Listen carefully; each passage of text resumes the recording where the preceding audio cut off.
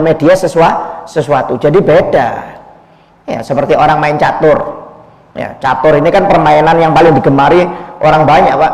Mulai zaman Nabi sudah ada catur itu.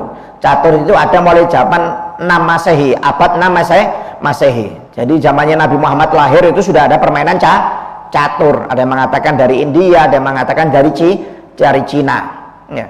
Orang main catur, wah, main catur umpamanya ya. Sebenarnya yang hebat itu, Pak, bukan pemain caturnya ya. Orang main catur Anda lihat di luar negeri itu, wah, mikir main catur, cetek, ada cetekannya itu, apa itu nggak tahu saya ya. Apa itu fungsinya itu ya kan? Kalau habis maju kan cetek gini.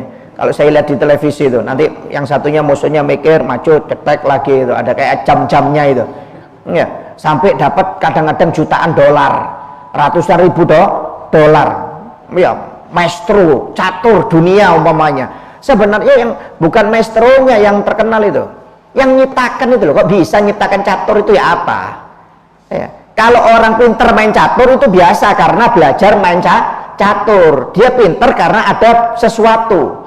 Sebenarnya yang pinter itu orang yang menciptakan catur. Kok bisa dia nyiptakan permainan catur itu dari mana gitu loh ya. Jadi ilmunya itu bisa mengeluarkan sesuatu. Tapi kalau manusia ini pinternya karena ada sebab sesuatu, akhirnya dia jadi pintar ya. Catur ini kan ya, catur pun, Pak, itu di dalam hukum fikih dibahas loh, karena sudah zaman Nabi sudah ada. Karena sebagian sahabat juga main catur. Jadi catur ini bukan zaman sekarang aja, mulai zaman sahabat ya, sampai sahabat Sa'id bin Zubair itu main catur dia. Cuma ada fungsinya, nggak seperti kita main catur nggak ada fungsinya. Fungsinya catur itu, Pak, ngasah kecerdasan otak untuk mengatur strategi perang. Itu fungsi sebenarnya permainan catur. Kalau kita kan nggak nganggur, menganggurkan waktu. Nah, makanya ulama beda-beda dalam hukum main catur ini. Kalau ulama Imam Abu Hanifah, Imam Malik, dan Imam Ahmad bin Hambal mengharamkan permainan catur. Kenapa? Karena Nabi Muhammad tidak suka, atau bahasanya mengecam orang yang suka main catur. Tapi kalau dalam madhab Syafi'i mubah, hukumnya boleh. Kenapa? Karena dalam madhab Syafi'i hadisnya tersebut nggak hasan, nggak soheh. Jadi nggak bisa dipakai untuk standar hukum, kata Imam Syafi'i. Jadi kalau dalam Imam Syafi'i main catur itu hukumnya mubah, tapi untuk mengasah kecerdasan otak dan mengatur strategi perang. Mubahnya dilihat loh ya.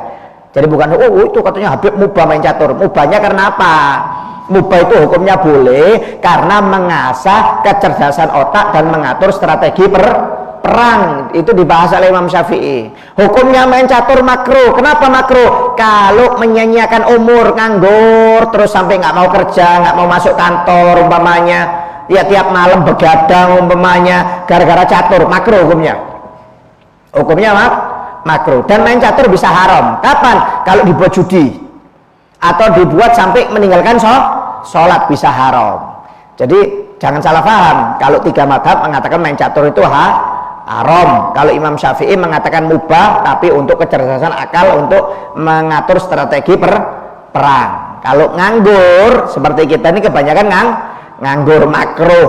Ya lebih baik sholawatan sama dzikir aja, atau hadir pengajian daripada main catur. Apalagi kalau sampai main dibuat judi segala macam, ada minum khamr, sampai waktunya sholat dia tinggalkan, bisa haram. Main catur itu haram ya. Jadi yang hebat itu sebenarnya bukan orang yang main catur, Pak. Yang ciptakan catur itu loh, kok bisa. Subhanallah, pinternya orang itu ya. Ya, dan catur itu memang untuk mengatur strategi perang. Ya, makanya biasa orang main catur itu orang yang pinter-pinter biasanya. Ya, pinter, tapi nggak tahu kalau sekolahnya pinter betulan apa enggak, saya kurang paham. Ya, cuma biasanya untuk ngasah kecerdasan otak. Ya, main catur itu. Ya. Jadi ilmunya